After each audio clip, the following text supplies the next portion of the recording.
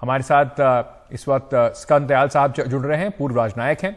हमारे साथ major general पीके सहगल जुड़ रहे हैं, रक्षा विशेषज्ञ हैं। आप दोनों का बहुत बहुत स्वागत, धन्यवाद हमारे साथ जुड़ने के लिए। दयाल साहब, मैं सबसे पहले आपसे पूछना चाहूंगा, अब ये बात क्योंकि काफी दिनों से चर्चा में है कि कनाडा का खुद का डोमेस्टिक पॉलिटिक्स, जस्टिन ट्रूडो ने उनको किस तरीके से इस पूरे मामले को शायद तूल देने की सबसे बड़ी वजह वही है। लेकिन सिर्फ कनाडा के, भारत में नहीं, कनाडा के अंदर भी उनके खिलाफ इसको लेकर काफी आवाजें उठ रही हैं। भारत से जिस तरह से वो रिश्ते हैंडल कर रहे हैं उसकी खिलाफत भी काफी ज्यादा हो रही है। तो कब तक जस्टिन ट्रूडो इस तरीके से भारत के खिलाफ या भारत की खिलाफत में बात कर सकते हैं? डोमेस्टिक पॉलिटिक्स को छोड़कर उनको यह भी देखना होगा कि उन्हें आगे भी चुनाव लड़ने और एक महत्वपूर्ण पार्टनर है भारत। जी हाँ, अगर आप कनाडा के प्रेस को देखें और काफ़ी वहाँ पे एनालिस्ट कह रहे हैं कि जिस तरह का जस्टिन ट्रूडो ने एक राजनीतिक लगाया है आक्षेप भारत के ऊपर। किसी ने तो ये भी कहा है कि भारत, उनकी कनाडा की फॉरेन पॉलिसी कौन चला रहे हैं, जगमीत सिंह चला रहे हैं या प्राइम मिनिस्टर फिर ट्रूडो चला रहे हैं, जस्टिन ट्रूडो चला रहे हैं। तो इस तरह ये आवाज देखिए, वहाँ पे न्यू डेमोक्रेटिक पार्टी और जगमीत सिंह की है, वो left of the centre party है। और तो क्योंकि इस समय इन्फ्लेशन वगैरह बहुत अधिक है कनाडा में, तो बहुत सारे ऐसे आर्थिक मुद्दे हैं जिसकी वजह से उसको सपोर्ट है। और जो अगर 20% वोट उस न्यू डेमोक्रेटिक पार्टी को मिलता है तो कोई खालिस्तानी सपोर्टर्स नहीं है। वो जगमीत सिंह बाई चांस उसके बन गए हैं लीडर, वो अलग चीज है। पर ये कभी ना समझा जाए कि जो 20% वोट न्यू डेमोक्रेटिक पार्टी का है वो खालिस्तानी सपोर्टर्स का है। क्योंकि अभी हमने जैसे देखा कि जो भी 3 डेमोन्स्ट्रेशन वैंकूवर में हुए, टोरंटो में हुए, ओटावा में हुए, हार्डली 200 लोग खालिस्तानी सपोर्टर वहां झंडे लेकर आए।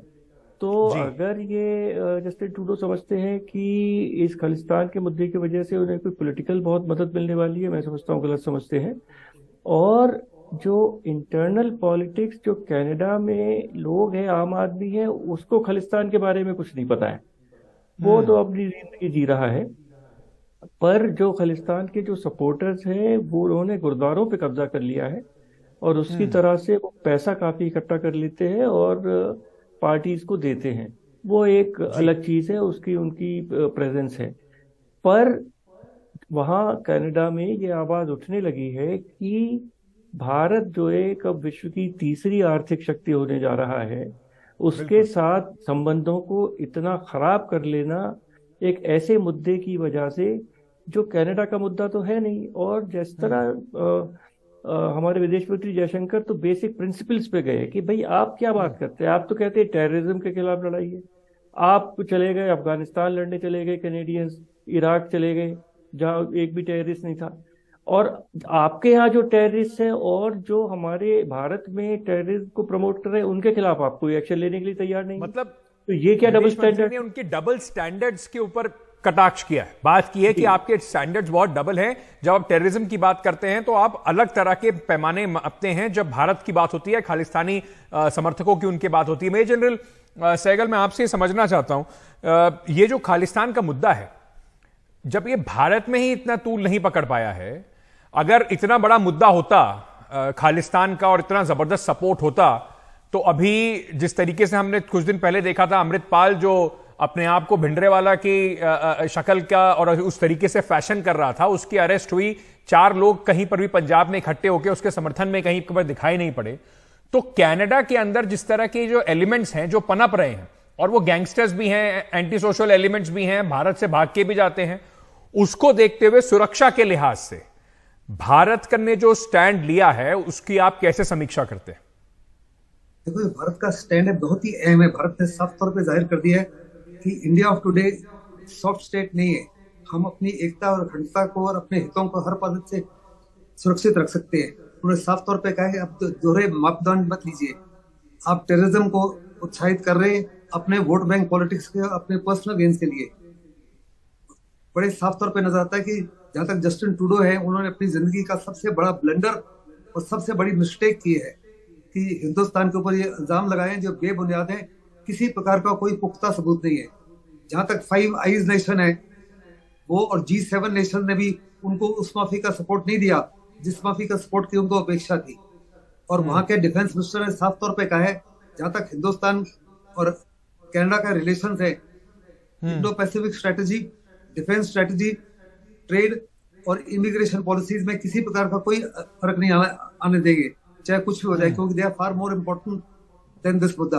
उन्होंने कहा ये मुद्दे, और हिंदुस्तान ने साफ तौर पे कहा है कि आपने जो इल्जाम लगाए हैं इसके ऊपर आपने किसी प्रकार का कोई भी एविडेंस नहीं दिया, आप एविडेंस दीजिए तो हम आपकी हर प्रकार से मदद करने के लिए सहगल साहब, एक बात मुझे और बताइए कि जिस तरीके से अब एनआईए का क्रैकडाउन चल रहा है खालिस्तानी एलिमेंट्स के ऊपर, सिंपैथाइजर्स जो कनाडा में बैठे हुए हैं, उनका भारत के अंदर प्रॉपर्टीज को सीज करना, रेड करना, उस पर जो एक एक्शन चल रहा है। दूसरा, दर्शकों को थोड़ा समझा दीजिए कि किस तरीके से आईएसआई और ये जो खालिस्तानी एलिमेंट वहां बैठे हैं, चाहे गुरबचन सिंह पन्नू हो, चाहे बाकी लोग हों, कनाडा उनकी इन्वेस्टिगेशन नहीं करता है कि पाकिस्तान की आईएसआई किस तरीके से उनका समर्थन कर रही है एंटी इंडिया एक्टिविटीज में। वो भारत के ऊपर आरोप जरूर लगा रहा है। तो जरा दर्शकों को थोड़ा समझा दीजिए कि किस तरीके से पाकिस्तान प्रायोजित ये पूरा प्रोपेगेंडा है। इसमें किसी प्रकार का कोई शक नहीं कि पाकिस्तान की जो आईएसआई है बहुत बड़े पैमाने पर पैसा खर्च कर रही है कनाडा के अंदर, अमेरिका के अंदर, यूके के अंदर, ऑस्ट्रेलिया के अंदर, ये फैलाने के लिए कि वास्तव में ये हिंदुस्तान की तरफ से कोशिश की जा रही है। हिंदुस्तान का इसमें किसी प्रकार का कोई हाथ नहीं है। अगर आपने वो 90 सेकंड्स का वीडियो देखा है जिसमें निज्जर की हत्या हुई है, तो साफ तौर पर नजर आता है कि ये हत्या के पीछे हिंदुस्तान नहीं, शायद आईएसआई हो सकता है, और आईएसआई के अलावा चाइना भी हो सकता है। उनकी जबरदस्त कोशिश है कि हिंदुस्तान को किसी ना किसी तरीके से फंसाया जाए और हिंदुस्तान और वेस्ट के रिलेशन और हिंदुस्तान और कनाडा के रिलेशन को बदतर किया जाए, क्योंकि उसका गेम केवल और केवल चाइना को और पाकिस्तान को होगा। जहां तक हिंदुस्तान के अंदर खालिस्तान मूवमेंट है, खालिस्तान मूवमेंट कंप्लीटली खत्म हो चुकी है हिंदुस्तान के अंदर। मैं तो उस मूवमेंट में 88 साल रहा। वहां के हर फैमिली के कुछ ना कुछ लोग बड़ी बुरी तरह से उनका नुकसान हुआ, और वो नहीं चाहते कि दोबारा किसी माफी की कार्रवाई हो। बहुत लाजमी है कि बड़े पैमाने पर जो रेड्स हो रही है, मनी लॉन्ड्रिंग के माध्यम से, हवाला के माध्यम से, ड्रग्स के माध्यम से, आर्म्स के माध्यम से, एमुनिशन के माध्यम से पैसा इकट्ठा किया जा रहा है। जो कनाडा में इस माफी की गतिविधियां हैं, अमेरिका में इस माफी की गतिविधियां हैं, उनको उछाल दिया जाए। पर दयाल साहब, अंत में मैं आपसे पूछना चाहता हूं, अमेरिका अभी भी थोड़ा सा एक बैलेंसिंग एक्ट करने की कोशिश इस पे कर रहा है भारत की ओर से, और राजनयिक, अगर हम कूटनीतिक तौर पर देखें और डिप्लोमेसी के अगर लेवल पर देखें, तो क्या भारत की ओर से और कदम उठाने की आवश्यकता है? क्योंकि विदेश मंत्री दो टूक शब्दों में कह चुके हैं, हम how should we step up the pressure.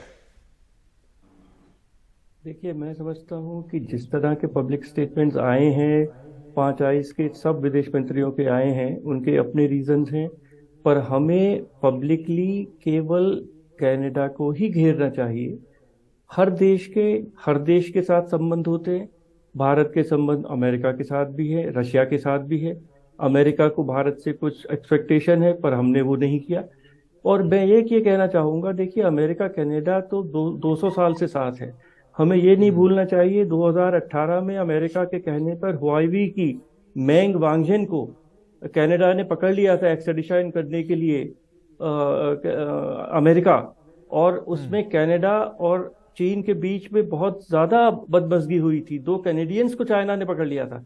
तो सब देशों के बीच में अपने अपने संबंध होते हैं।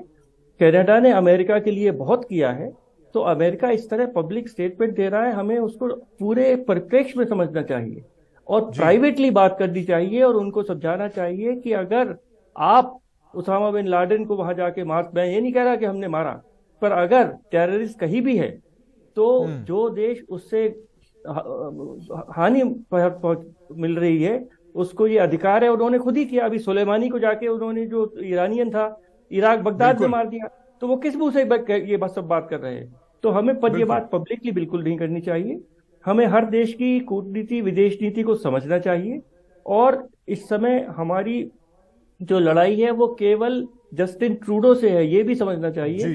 कनाडा के साथ, जैसा जनरल साहब ने कहा, और भी संबंध है, 12 बिलियन ट्रेड है, उनके रक्षा मंत्री आए हुए हैं, तो वो सब अपनी तरफ चलना चाहिए।